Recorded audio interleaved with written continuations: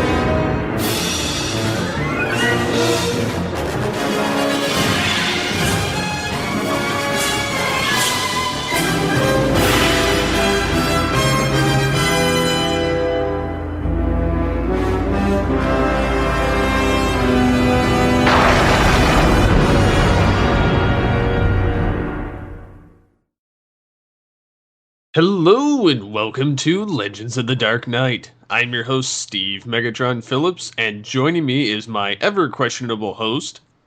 Questionable? Who the fuck you calling questionable? You know, like the Riddler. Oh, okay. I tried to work some kind of bat audio into it. Anyways. Yes, TF2 and Mike, hello. Hello. And joining us for the first time, and most certainly not the last, in Legends of the Dark Knight is our bat-tastic host, Tara the Rising Star. Hello. She's the new Batgirl, ladies and gentlemen. Yes, I am Batgirl. I am Vengeance. I am the Knight. I am Batgirl. Yay! Welcome aboard. Thank you. It's good to be here. So what have you guys been up to? Same old. Podcasting as usual. Tooncast Beyond has gotten off the ground with Superhero Squad show. We're getting ready to start the DC Universe movies spotlight with animation aficionados. This Week in Geek is still going strong with nerd news. We are coming up on November topic show for Twig, which will be snack foods. We'll probably work in some holiday snack food since the holidays are coming up as well. Let's see what else. GCRN has had another site redesign. Thank you for that. Well, Not really more so an design. altering. Yeah, it's just some alterations. The hems needed to be sewn. Yes, I fixed the menu so it looks actually better now. It's got more of the modernistic look to it that it should have. Yes. So Tara, what have you been up to? Basically, I am in extreme film mode at the moment. I am currently involved in about 2 film shoots shooting this week, both for my broadcast and film program. I'm in my final year, and things are getting very busy. It's a very busy month. Awesome. Yeah, that's about it, but it's pretty exciting. And it's good to be back on the Geekcast radio network again. Mm-hmm. Always good to have you back. Thank you. And as for myself, mostly between that imagery there, we're getting close to wrapping up the Actor Voice Out over on BehindTheVoiceActors.com. Down to the last 4 people, which by the end of the week will be down to 2. Pigrits is going to run away with that contest. At this point, yes. We kind of knew that getting into it, but we already knew that he was going to rank fairly well at this point. Especially with, and not that anybody did bad, it's just he's good at interpreting what he sees, and therefore that's what you're going to get. Yes. So, so other than that, I've been watching a crap ton of Batman the Animated Series. Actually, I got through next episode's content as well. But that's besides the point. So, anything else, anybody? Nope, I think that's it. Then we're going to get into some episodes. My fellow citizens, it is with great civic pride that we gather here today to break ground on the new Gotham Penitentiary, which has been funded by the Wayne Foundation. As you know, this project was the dream of one man, and he's with us here today. Gotham's new district attorney, Harvey Dent. From this field of weeds and wildflowers will grow a new institution to build a better, safer Gotham.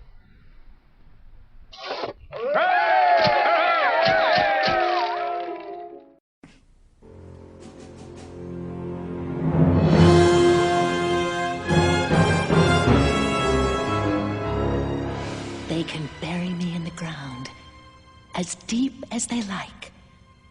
But I'll grow back. We always grow back. Don't we, baby? First up today is Pretty Poison. This is the first episode to feature Poison Ivy, who basically gets her introduction because of a joint thing set up between Mayor Hill, Harvey Dent, and Bruce Wayne and the Wayne Foundation to build the Stonegate Penitentiary, leveling all of the plant life, which sets her off on a bout of revenge against Harvey Dent and Bruce Wayne. Yep. Favorite episode, because she's in it. Yeah, I don't know. Sorry, I'm a huge Poison Ivy fan. Just have to throw that out there. Yeah, I mean, she's a great character, but I don't know. She's not one of the... I mean, she is one of the main rogues for Batman, but she's not really... Like, in this series, she's kind of like second. She's kind of like a second-rate villain, almost, compared to Joker, Two-Face, Penguin. That's true. I mean, her whole shtick is the plant thing, and then later on in the series, they... redesign her, they, make her, quote-unquote, lesbian lover with Harley, which I don't mind that, but, it's one of those things where I just don't have any remorse for her character, and I don't see her as a decent villain for Batman. Well, I think in this, I'll agree with you on that, because from episode 5, probably throughout, the later seasons, she goes through so much character development. Yeah. I mean, even if you look at the recent Batman video games, Arkham Asylum and Arkham City, holy cow, it's not the same Poison Ivy. Oh, no. Yeah, no, she's changed over the years since this series. As far as this episode, this is basically your typical, woman scorned, out for revenge story. As far as, the plants were destroyed, and she wants the revenge, and the way she does that is through this love... Oh, no, wait, I'm confusing that with a movie that shall not be named. Holy crap. Sorry. Live action and animation combined. Yikes. Oh, Uma Thurman. Anyway. Oh, Uma Thurman. Oh, that movie was horrible. That was a bad movie. For some reason, I loved watching it when I was little, but now I just think it's kind of funny. So what do you have for Pretty Poison, Steve? Well, I like the episode overall. Mm-hmm. I like the fact that they introduced Poison Ivy in the episode. She's not a bad character. But I have to agree with you. She's almost second rate. Yeah. Compared to the rest of them. Yeah, the rest of them, like your Two-Face, Joker, Riddler, Penguin. They pretty much steal the show. Yeah, I mean, she in this series, the way I always saw her was she's comedy relief. She's not as high a comedy relief as, say, someone like Waspinator in Beast Wars, but she is still, there's no feeling behind her to me. There just isn't. You can go ahead. I don't know. It's just one of those things where I just... Okay, she's going to, feed Batman to a Venus flytrap. Okay, that is a threat to Batman, but I mean, that's not the worst thing that's ever happened to him. That's true. It's not the worst thing or worst bind that he's ever been in, but yeah. I can kind of feel her character, and in a sense, I don't see her as comic relief. I just see her as, she's just been burned, and she's not going to take it anymore. She's pissed. She's an eco-terrorist, guys. Yeah, she's an eco-terrorist.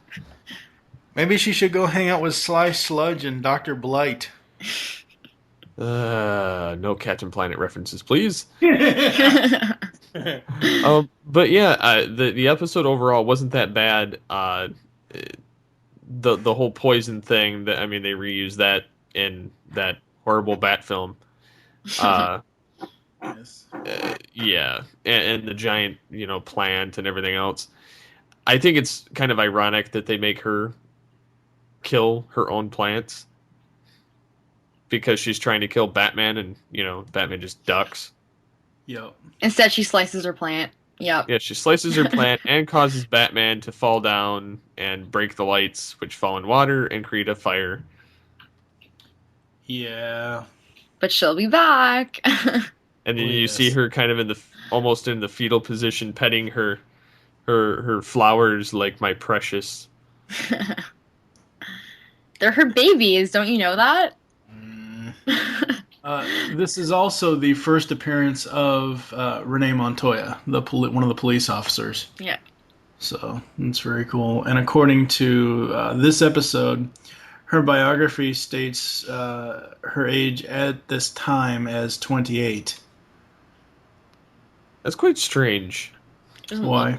Well, just they kind of make it appear like these people are older than what they are. Well, I would say that, I mean, as the series progresses, we know that Dick Grayson is, he kind of starts out being like junior, senior in high school, and by the time like Old Wounds happens, he's graduating college. With Batman, it could be anywhere from, I'd say early 30s to mid 40s throughout the entire series. So, I don't know, comparing her to Dent, I mean, Dent is significantly older than she is. Yeah, So, Dent's basically about the same age as Bruce. Bruce, yeah. So I'll make a comparison here. This is about a way later episode that I just watched, the Mad Hatter. Even the Mad Hatter, I mean, he isn't really in a lot of episodes, but even his episode was a lot more interesting than Pretty Poison. I'll give it that. yeah. I mean, it's a nice introduction to the character. It's they actually give her an introduction rather than just, oh, she's just there type of thing. Like but, many of the characters in this series. Yeah, yeah. Overall, this isn't none of the Poison Ivy episodes except the ones that it's her and Harley. None of the ones when she's by herself are ones that I can watch regularly. I have to agree with that. Because I noticed that too, that I don't like watching episodes where it's just her. I need to see like either her and Harley, or the episode even where there was her, Harley, and I think Livewire or something. Yeah, that it was. crossover. I think that's what it was. It was one of those Superman Batman crossovers. Yeah, with Supergirl. Yeah, that sounds about right. Yeah. With Supergirl, Batgirl, and then Harley and. That was Girls' Night Out. Yeah, you're right. Yeah. Girls' Night Out. Yeah. Like I'm even looking at my list right now, and all the ones that I like with the female villains, it's all either Harley and Poison Ivy, or like a crossover one, because you can't just rely just on Poison Ivy by herself. That's because she has the worst gimmick in the world when it comes to supervillain. Yeah, because she needs Harley. She needs Harley, or she needs somebody else. Yeah. But yeah, I have to agree. I prefer her with Harley or somebody else. I don't particularly care for her, but I would still rate this higher than I would the on Leather Wings.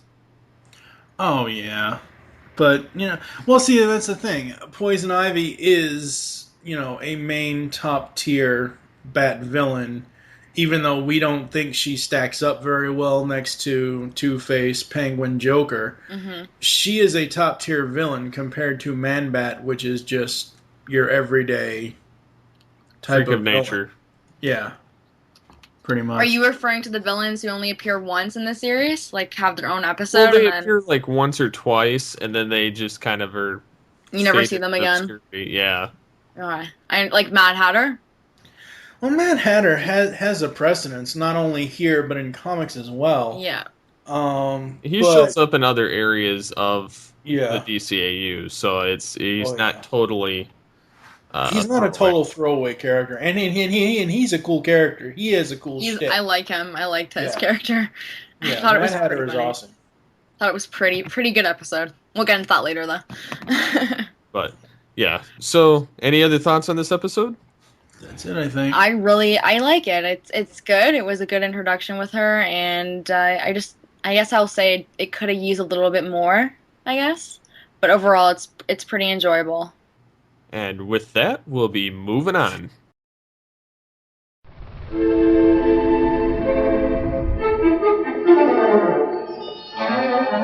My purse!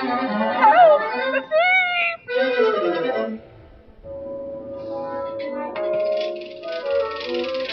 I'm telling you, it was a leprechaun. Really, ma'am? You expect me to believe you saw a little green man? Oh. Hey!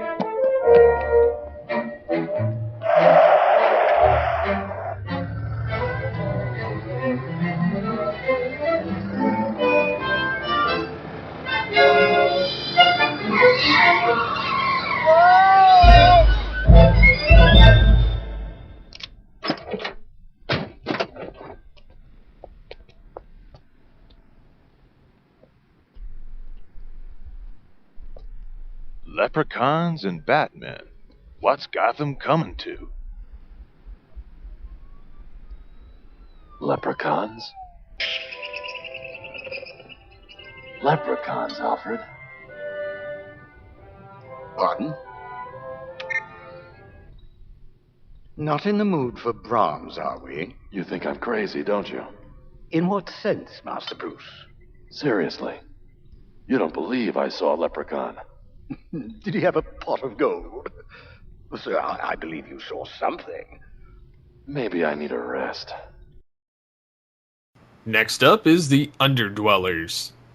A series of crimes perpetrated by leprechauns starts plaguing Gotham City. However, as time goes on, Batman discovers that the real perpetrators of the crimes are children kept in the sewers and ruled by a king who forces them to remain fully silent.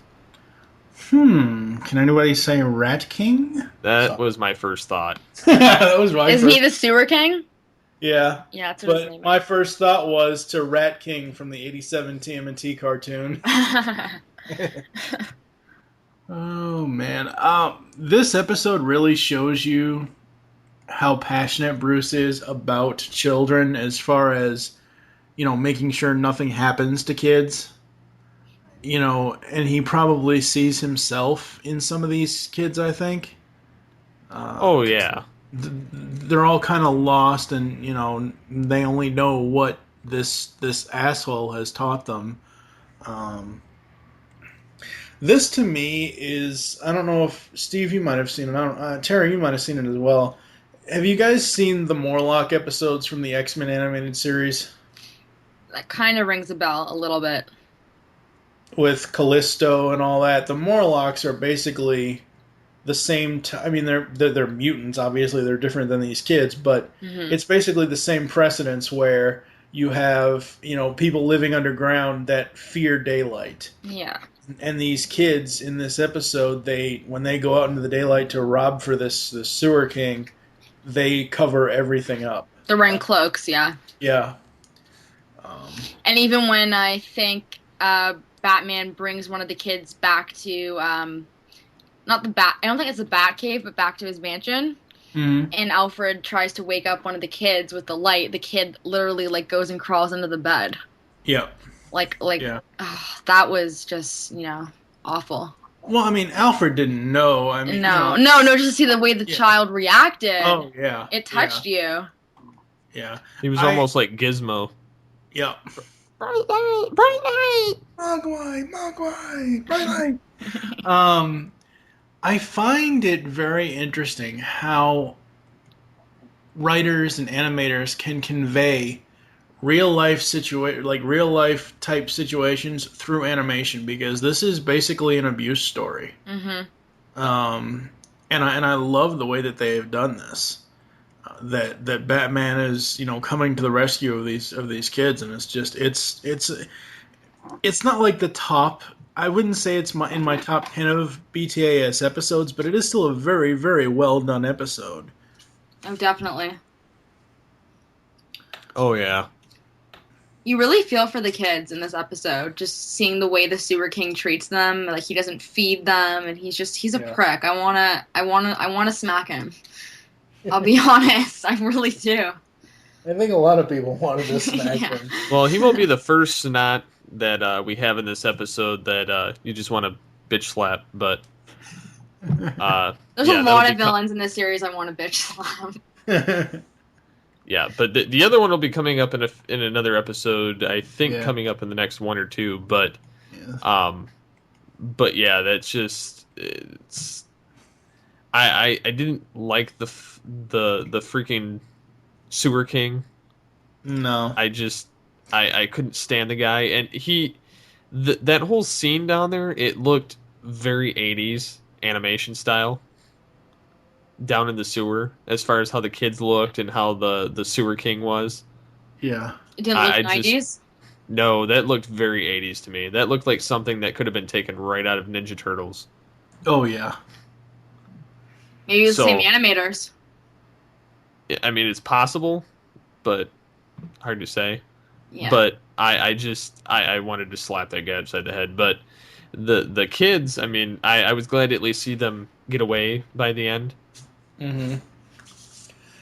They get reunited with their families. Yeah. I will say, for the Sewer King, as much as I don't like the guy, Michael Patakai, who voiced him, that was an amazing voice for that character. Even though I don't care for the character, his voice was very well done for a villain voice.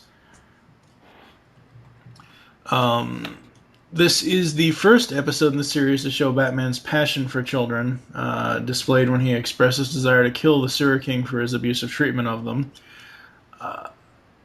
Another trivia fact is, this episode is the smallest credited cast in the entire DC animated universe, with only 4 names listed. Wow. Yep. Interesting. You got Kevin Conroy, obviously, as Bruce and Batman. And he was uncredited as a cop. Ephraim Zimbalist Jr. as Alfred. Victoria Carroll as the matron. And Michael Patakai as the Sewer King.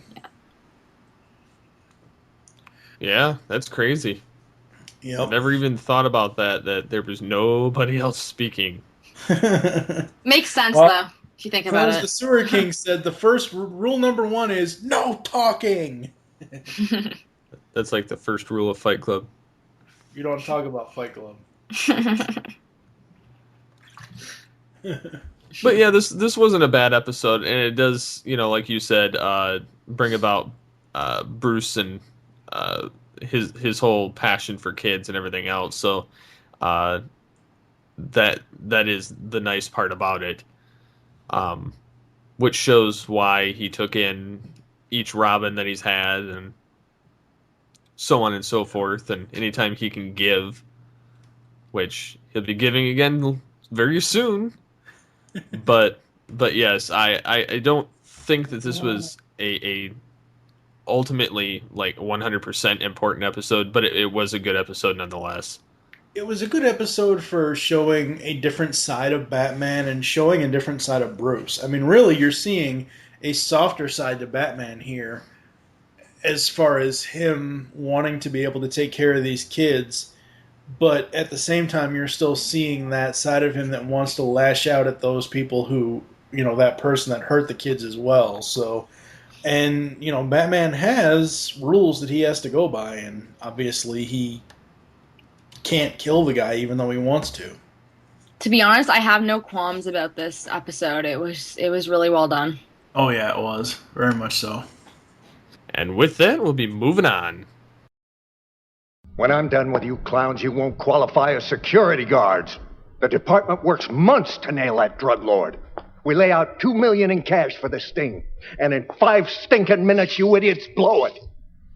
Hey, I didn't blow anything. Well, one of you did. Or maybe what we've got here is 3 cops on the take. That's uncalled for. What? You can't be serious. Where does he get off? Hey, I'll tell you who's to blame. Batman!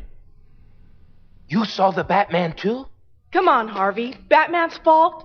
Then whose fault is it, officer?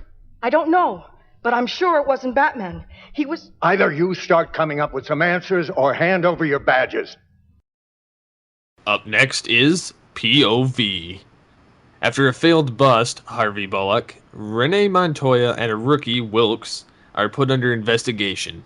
Each one of them offers up a story on what really happened during their failure. Of course, views seem to conflict, and Bullock is quick to blame Batman for the mistakes. Bullock's always quick to blame Batman for He hates anything. Batman. Yeah. He's like, arrest him. Any chance he gets, he's like, arrest him. Yep. It's like Spider-Man with, what's his J. face? Jonah Jameson. Yes. Oh, yeah. Same thing. Yeah.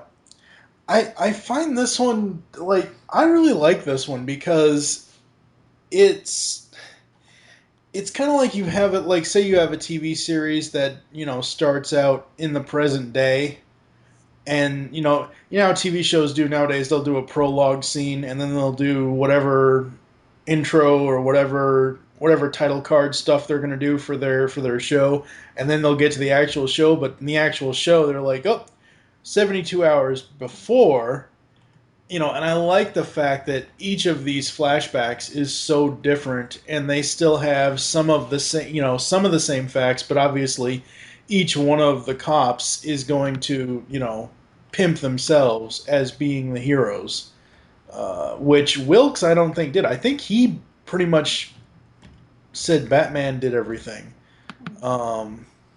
And of course, Harvey Bullock is gonna, you know, say he did it all. Overall, I really like this one just because it has such a different tone to it, and as I said, you know, the different stories being told at once. I really like that. What about you, Steve? Well, I really like the fact that, you know, they kind of had a weird conflicting story. Yeah. Kind of showing how well they can maneuver around their own writing skills. Oh, yeah. As the different characters. It could be a little confusing, but at the same time, it was kind of, you know, you could kind of still tell Batman was the key to the whole story.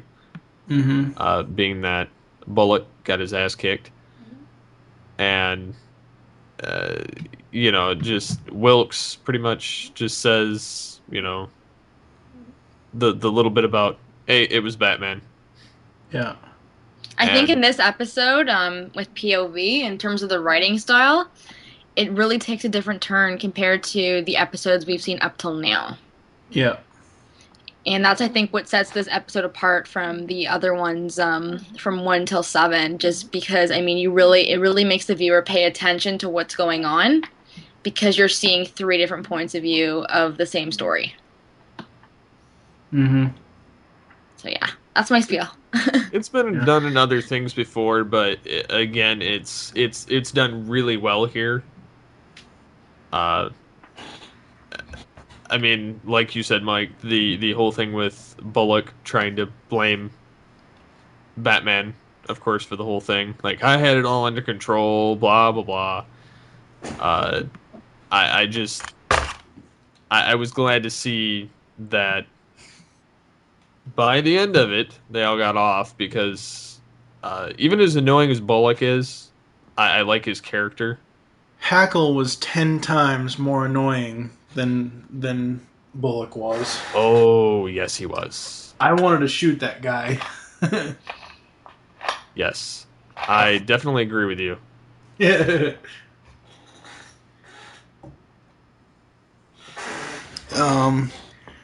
You know, it's one of those things where this one, if it, like, I was saying off air that I think I could have sworn this one won them an award, whether it was for writing, whether it was for animation, I'm not sure. And I did try to look it up and I couldn't find anything. But Wilkes' account pretty much illustrates how effective Batman is at awing his more superstitious enemies. This is reminiscent of Detective Flass's image of Batman in Batman Year 1. Let's see. When Batman is driving the forklift, the Danny Elfman theme plays.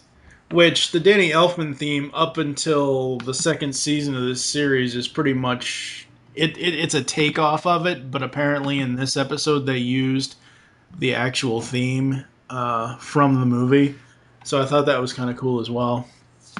I like the fact that this whole episode was told in a flashback. Yeah, we haven't gotten that so far up to now, and I really do like the way they did this.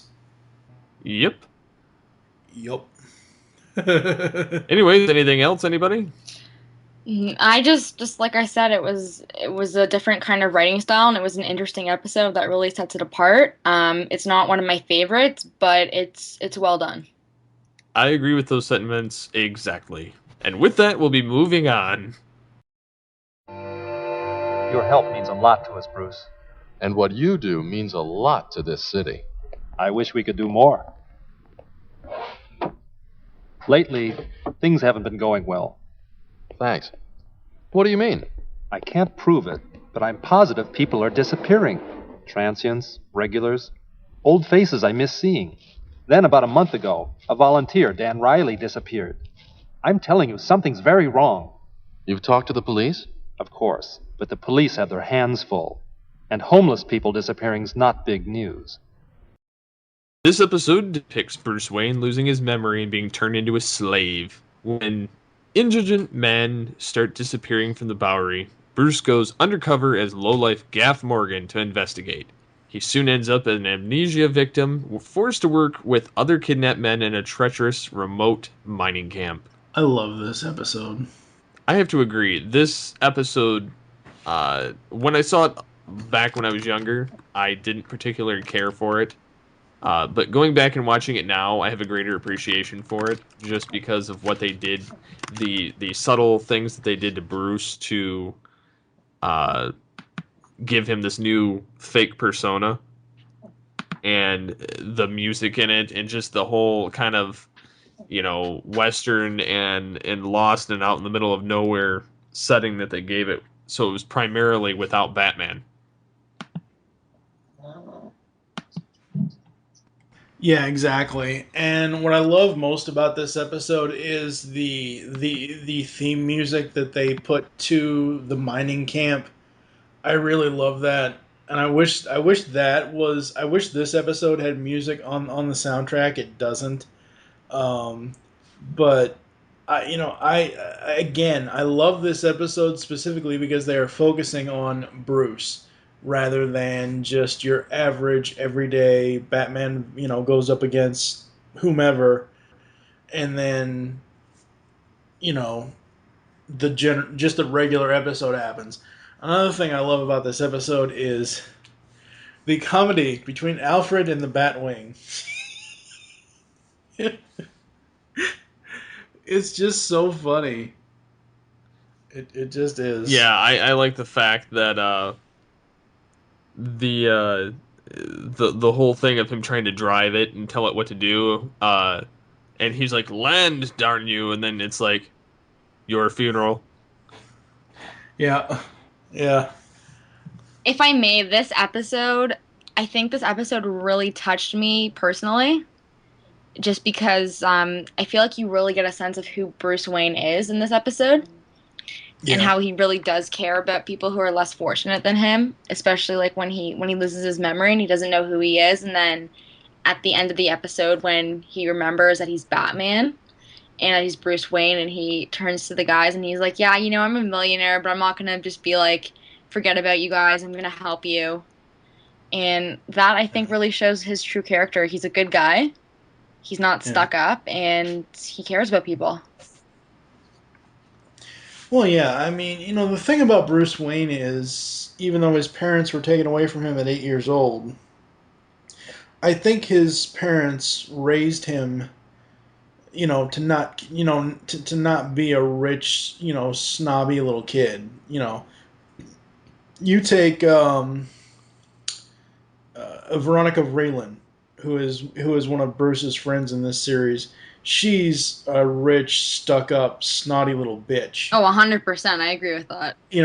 Bruce isn't like that because Bruce has a greater sense, and Bruce will always, if someone helps him out of a jam, or if, whatever else, he will always, turn the favor around and, give them jobs or, make a donation to this or make a donation to that. So, I mean, yeah, this speaks volumes for Bruce's character. But again, this is an episode where that guy, oh God, that guy just needed to, somebody just needed to put a gun to his head. Talking about fat bastard. Yes. Oh my God, that guy. I also thought fat bastard when I first saw him. Yeah. I kind of want to take that drumstick and kind of shove it up his ass, but that's just me. I think it was funny that he's just standing there and Batman throws him on the thing to basically save him, but gets carted away anyway. I think it's funny that he's sitting there stuffing his face the entire episode. Pretty much. Everybody else is eating like some kind of like green, like some kind of like toxic goo for their lunches, and he's sitting there eating freaking chicken from like KFC. KFC. But yeah, it's another one-shot villain like they've had the last few episodes. This one is 100% forgettable of a villain. The episode is not 100% forgettable. This one is quite needed in the lineup of the animated series, and I think the whole way that they portrayed this was great. Yeah, it was. It was very, very well done. And it's funny, as far as a couple bits of trivia, the idea for this episode was conceived when Bruce Timm and the writers wondered what Bruce Wayne would do if he lost his memory and was forced to find a solution without gadgets or his costume. Also, Bruce Timm revealed in the DVD commentary for this episode that one of the main difficulties in using quote-unquote one-shot villains is that since they only make one appearance, it can be difficult to make them memorable. Thus, Biggest' trademark was to be fat and revolting. In fact, according to Timm, George Murdoch, who portrayed Biggest, ate food as he read his lines.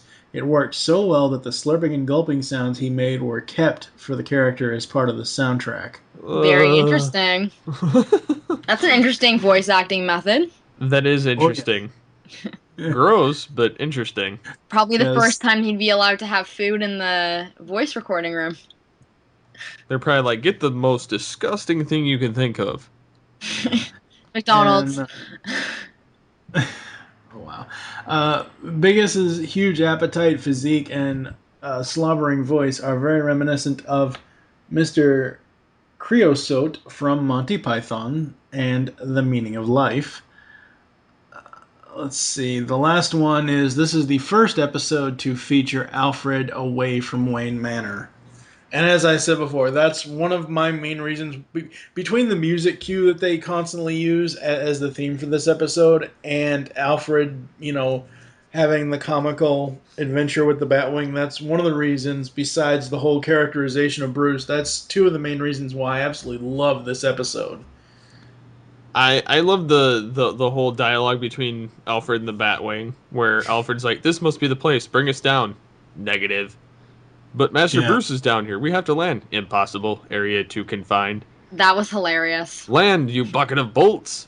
Your funeral. Yeah, it was very awesome. Aw, Alfred. And then when he gets out, the Batwing's like, watch your step. And then he's like, I claim this land for Spain. And then he falls.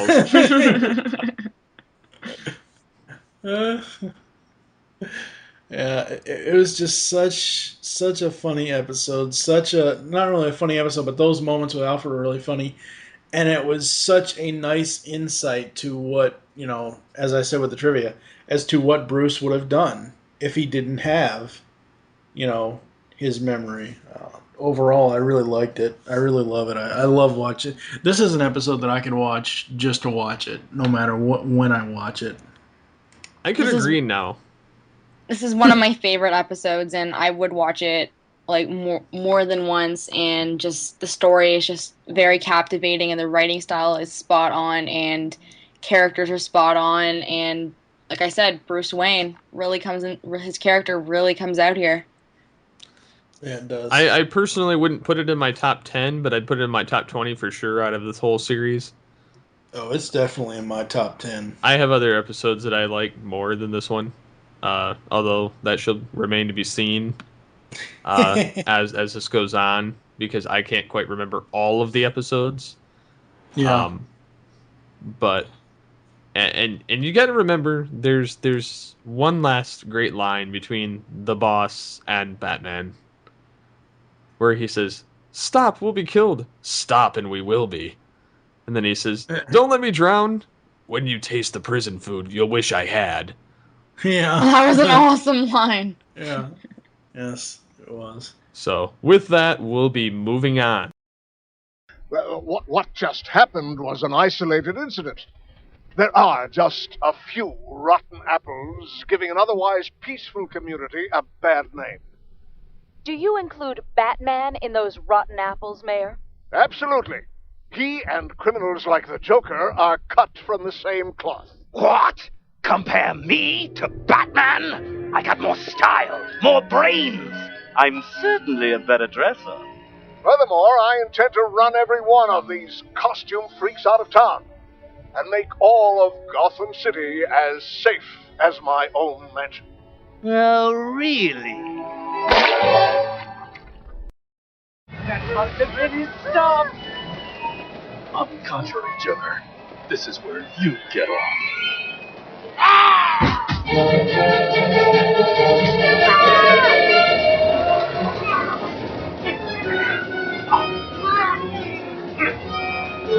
Smell the roses, Batman.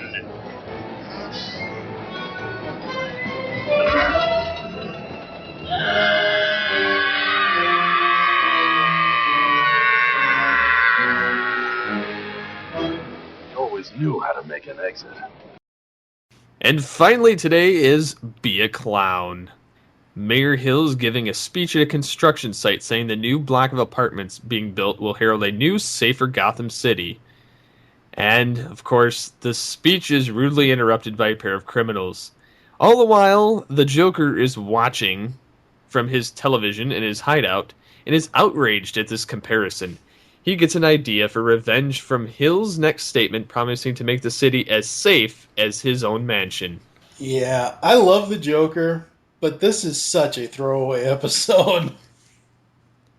Yes and no. Just not his best episode? No, I don't think so. It's like the Joker himself is great in anything he does, but just the whole premise it's really the premise of this that I don't like. It's not so much as what the Joker is doing, it's just the whole story. It's just the whole him going to Mayor Hill's son's birthday party and basically causing a ruckus. I would call this one probably on par with the Christmas with the Joker episode. Yeah. Not it's again another like festive time, being that it's his birthday, when really it's just a big party for Mayor Hill, which is why Jordan gets pissed off and runs off to find Jekyll the Joker, because they find the real Jekyll tied up and figure out that it's the Joker, like, and I love the fact that Bruce sees this exploding candle on top of this cake and trips and knocks the cake into the water, which explodes. And he's like, "Oh, I'm just clumsy." Smooth move. Yeah.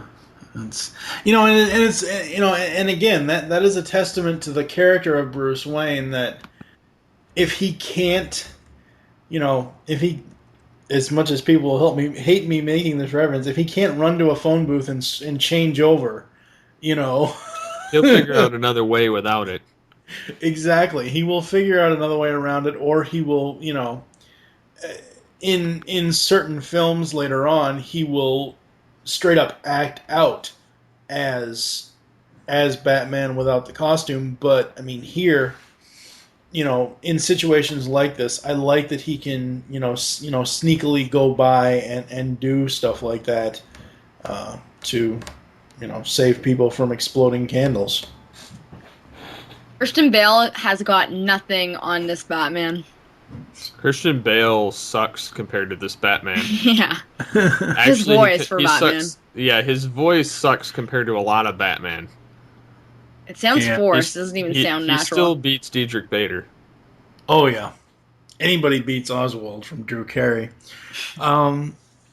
If we ever get an interview with Kevin Conroy, we so need to have him say, "You're listening to the Geekcast Radio Network. I'm Batman, and I don't wear hockey pants." That would be awesome. I love the whole scene in here where Batman gets in a fight with the Joker and gets knocked out by the gas card. Yeah.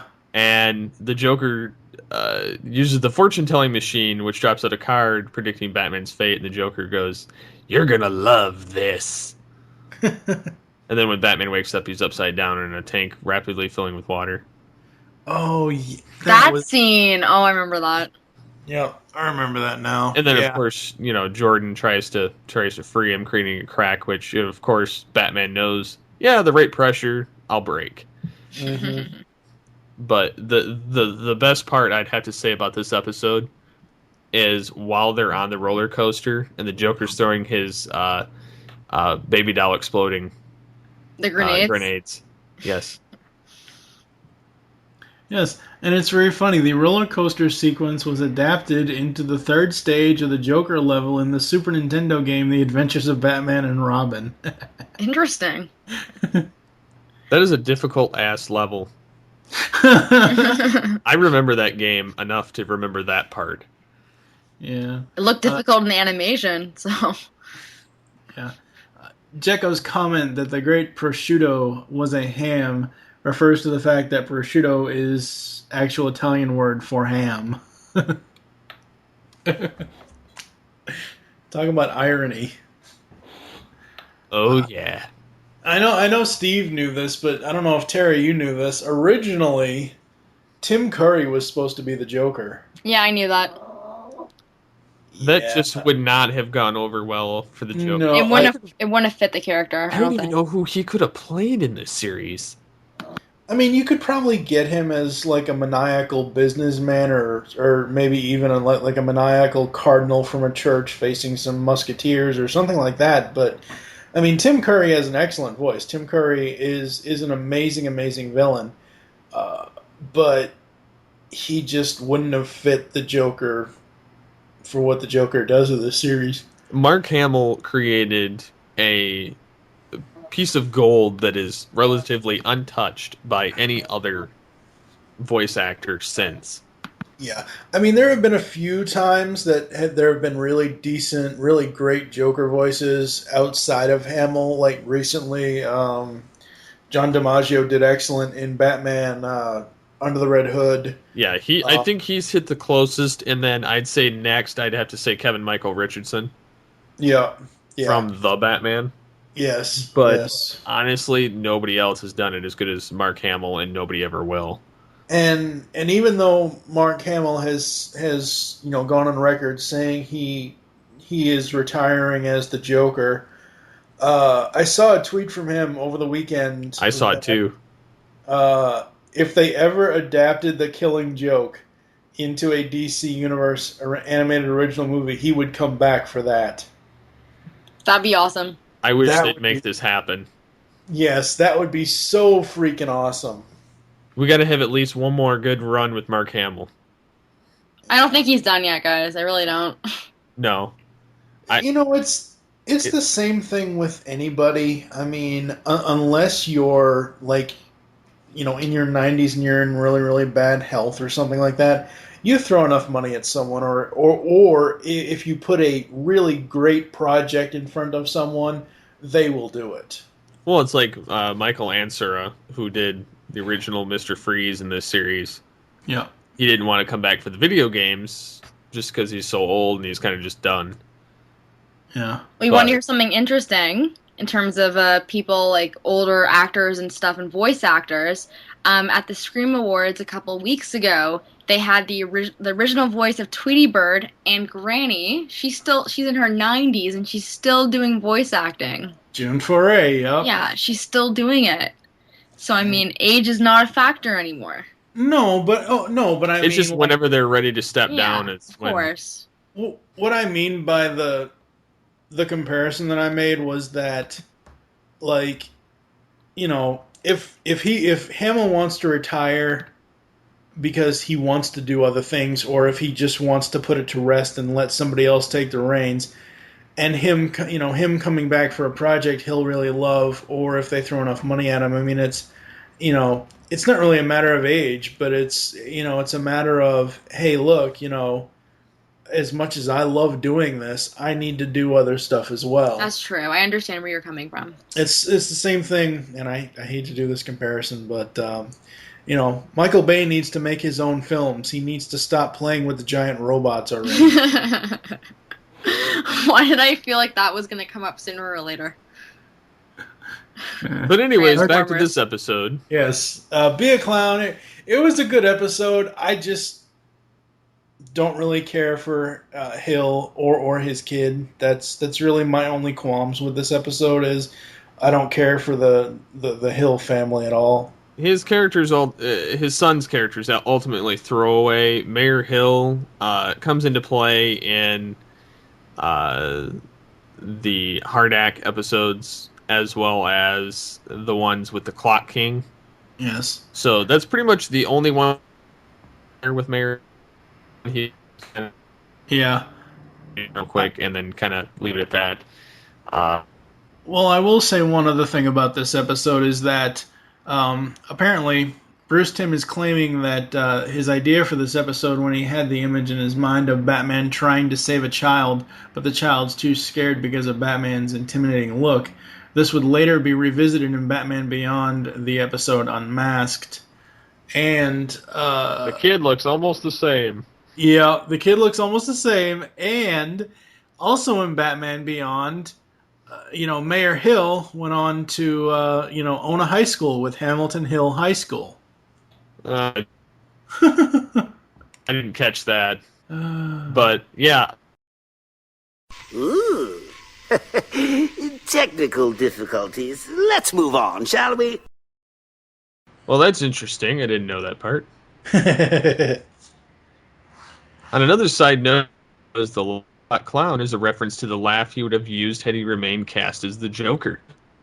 The laugh also being too scary was what made the writers persuade Curry to drop out in favor of Mark Hamill. Awesome. I do like quite a few of the lines in this episode. Oh yeah, they are awesome. The episode is very quirky. I'll give it that. It's probably not one of my more memorable episodes for me, but I do think it's funny in some instances. I like the Joker where he goes, "What? Compare me to Batman? I've got more style, more brains, and I'm certainly a better dresser." That's so true. And then where the kid is like, "What is it?" "It's a birthday candle, Einstein. Except this one blows you out." Yeah. There are some really, really great Joker lines in this episode. Or like when Jordan says something about Batman getting free, and Joker says, "They don't make straitjackets like they used to, and I should know." Reference to Arkham Asylum, eh? Yeah. Well, it's a reference to the prison. It's not really a reference to the games. No, I mean, like, Arkham Asylum is where they, like, the prison, right? That's what I mean, not the game, obviously. Not yeah. But, yeah, and Batman does subtly make jokes against the Joker without cracking a smile. Yeah, Batman has a lot of dry humor. Well, like, the Joker says, "This must have been his stop," and then Batman's like, "On the contrary, Joker, this is where you get off." Yeah. And then he says, "He always knew how to make an exit." But see, the thing about those jokes is Joker never hears them. No, so he doesn't actually think Batman's got a personality. Right, exactly. Whereas when we'll get much later in this podcast, when we get to Return of the Joker, and Terry's like, "Oh yeah, Batman never talked to you, did he?" So... Batman more so said everything under his breath. Yep, pretty much. So, yeah, that is quite interesting to say the least. Yeah. But, any other thoughts? I think that's it. That's it for me. Just okay episode, nothing special. Overall, I liked it. It's another Joker episode, so of course I'm going to be on the bandwagon for this one. So with that, we'll be back after this commercial break. You can now hear the Geekcast Radio Network on Stitcher Smart Radio. Stitcher allows you to listen to your favorite shows directly from your iPhone, Android phone, BlackBerry, or Palm phones. On demand and on the go. Don't have Stitcher? Download it for free today using promo code GeekCastRadio at Stitcher.com/GeekCastRadio or in the app stores. Stitcher Smart Radio, the smarter way to listen to radio.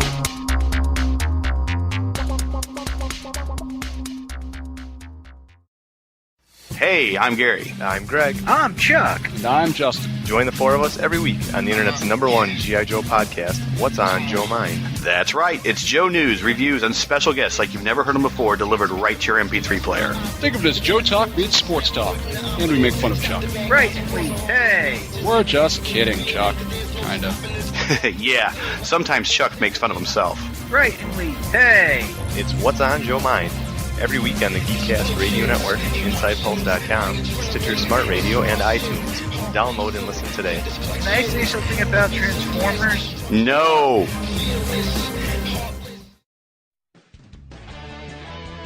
Emerging from the dark humor that was the Beast Unleashed podcast, Steve Megatron, TFG1 Mike, Pecan Court Michael, and the Cybertronian correspondent Optimus Solo move on to Transformers Animated with Transformation Animation Podcast. 20 episodes covering all 3 seasons of the cartoon, the books, and the awesome toy line. We will also have cast and crew interviews, so get tapped with GCRN's next Transformers franchise podcast, Transformation Animation Podcast, available on iTunes and the web at www.geekcastradio.com. Get your tap on. Decepticons, transform and rise up. Do you like retro shows? Did you grow up in either the 80s or the 90s? Then tune into Telecast, geekcastradio.com's newest podcast. Join us here on the Telecast as we revisit some of your favorite shows, such as Clarissa Explains It All, Salute Your Shorts, Saved by the Bell, and much, much more, only on geekcastradio.com. Welcome back, and so overall, what did you guys think of all the episodes we reviewed today? Well, the first thing I'm going to say is I meant to say this in the intro, and I know people are going to probably not wait until now for me to hear it, for me to say it, but this is pretty much a original TFG1 episode because we reviewed 5 episodes today. We haven't done that in years. That'd be true. No, I like them overall. I think my 2 least favorite are Pretty Poison and Be a Clown. Simply for Be a Clown, as I said in the Be a Clown review, simply for the characters of Hill and his kid. I don't like either one of them. The Joker stuff was great. I love P.O.V. for the differences, the different flashbacks and the different stories. And The Forgotten is just great. I would have to say, Pretty Poison was okay. The Underdwellers was kind of meh to me, despite the fact it did show a personality trait. P.O.V., it was an interesting take to say the least. It's not one of my absolute favorites, but it was still good nonetheless. The Forgotten was a great episode, very well thought out. And Be a Clown is not one of the highest of the Joker's episodes, but I would still put it somewhere. It would be above Christmas with the Joker, that's for sure, and above quite many other of the primary villains of the Bat Gallery. Yeah. All right, so with me, Pretty Poison, it kind of fell flat after I saw later episodes with Poison Ivy and Harley, like we discussed earlier on in this podcast, because there's not really a lot. She can't really hold her own. But overall, it was a pretty good episode with her. The Underdwellers, I really enjoyed it. It really was well written, had a great storyline, and the Sewer King, really great villain, and getting to see more of Batman's character really coming through. POV had a lot going on for it, so it was a different episode compared to the rest of the episodes that we discussed in this podcast. But overall, again, it was very well written, very well thought out, and I did enjoy watching it and learning about it.